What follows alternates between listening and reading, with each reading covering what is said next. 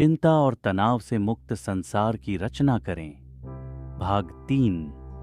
हर दिन आध्यात्मिक आनंद के साथ जिएं और दूसरों के साथ साझा करें।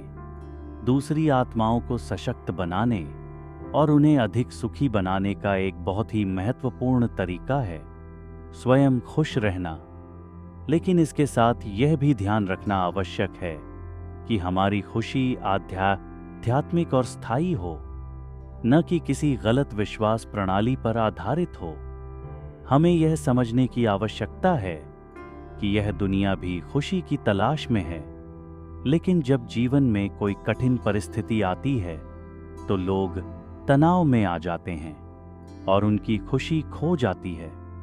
ऐसा इसलिए होता है क्योंकि उनकी खुशी बाहरी साधनों पर आधारित होती है और वे उसे इंद्रियों के माध्यम से अनुभव करते हैं। जब तक परिस्थितियां अनुकूल होती हैं तब तक वे खुश रहते हैं, लेकिन जैसे ही कोई नकारात्मक दृश्य आता है वही साधन उन्हें आनंद नहीं दे पाते और उनके जीवन में एक खालीपन आ जाता है। इसलिए यदि हम स्वयं को आध्यात्मिक रूप से सशक्त करें और ज्ञान के आधार पर एक सकारात्मक व स्थायी खुशी की स्थिति बनाएं, तो हम अपने परिवारजनों, मित्रों और यहाँ तक कि अपने कार्यस्थल के सहयोगियों को भी तनावपूर्ण परिस्थितियों से ऊपर उठने और अपनी खुशियों को बनाए रखने की प्रेरणा दे सकते हैं। ध्यान रखें कि लोग परमात्मा के शुभ वाइब्रेशन से जुड़ें। मनुष्य के लिए एक बड़ी चुनौती है परमात्मा से अपने आध्यात्मिक संबंध को लेकर बनी हुई गलत मान्यताओं से पार पाना।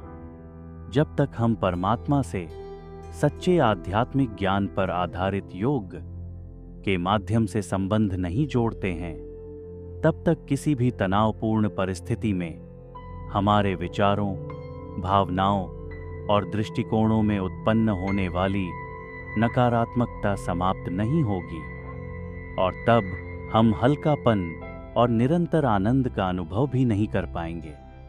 इसलिए हमें यह ध्यान रखना चाहिए कि हम हमेशा अपने पास अंग्रेजी, हिंदी या किसी भी अन्य भाषा में एक छोटी पुस्तिका या पैम्फलेट रखें जिसमें परमात्मा और मेडिटेशन का परिचय दिया गया हो, और प्रतिदिन जिनसे भी मुलाकात हो उसे यह प्रेम पूर्वक भेंट करें। आज के समय की सबसे बड़ी आवश्यकता यही है।